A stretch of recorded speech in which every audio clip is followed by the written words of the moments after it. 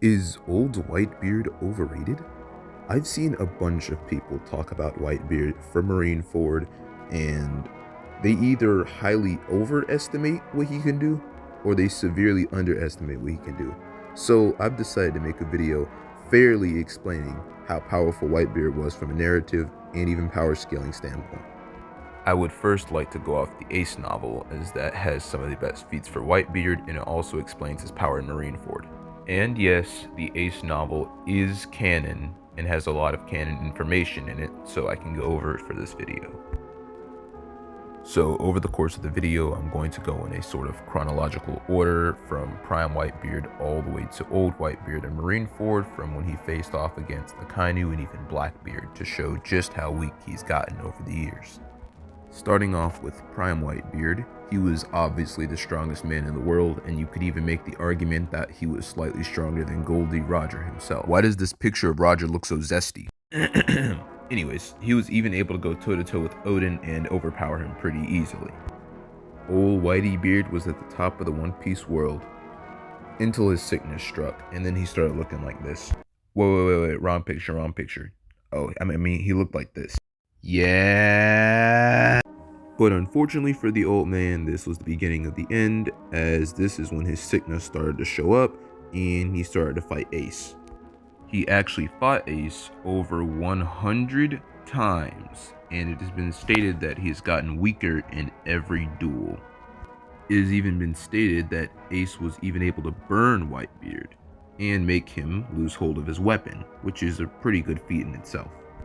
However, this is scary for Whitebeard, as this reveals that he's currently getting weaker and weaker as he ages, which is even confirmed in the Ace novel, where it says that Whitebeard is way past his prime, not like when he used to tussle with Roger, and Ace was still helpless against this version of Whitebeard. It was around this time that Whitebeard was hooked up to his meds and his sickness was heavily deteriorating, and he was still eclipsing all of the warlords and even fighting against admirals. This came with a few exceptions though, like Dracula Mihawk. But notice the wording that I used. Fighting admirals. Not beating, not eclipsing, not defeating, but fighting admirals. This was because when Whitebeard entered Marineford, he knew he was going to die. Whitebeard even actively nerfed himself by going off of his meds because he didn't want to be pitied by his enemy or being seen as weak. He wanted to die a dignified death. He also couldn't use the full extent of his powers because that would destroy the Marineford.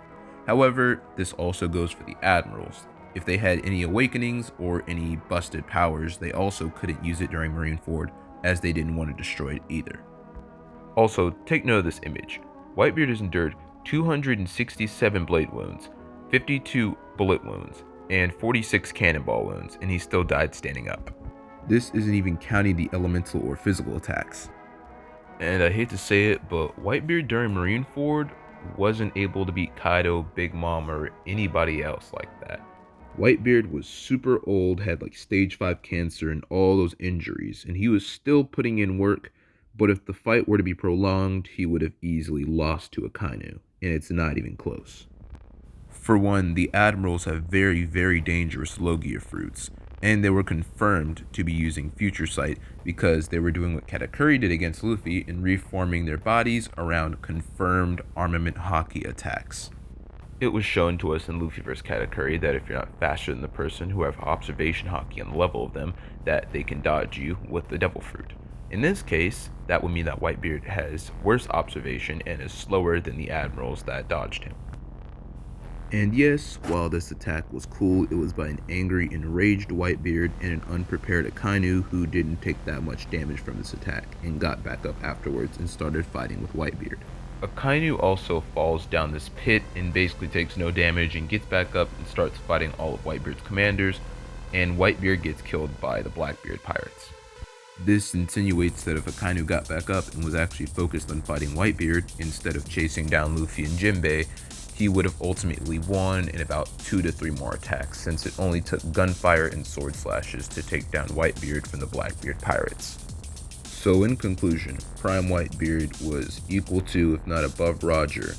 In the Ace novel, he was still Yonko level, and he was still very, very strong, And when he went off his meds, he was still able to go toe-to-toe with admirals until he slowly started deteriorating and taking many injuries to where he fell below a Kainu, and a Kainu could have killed him had the battle raged on.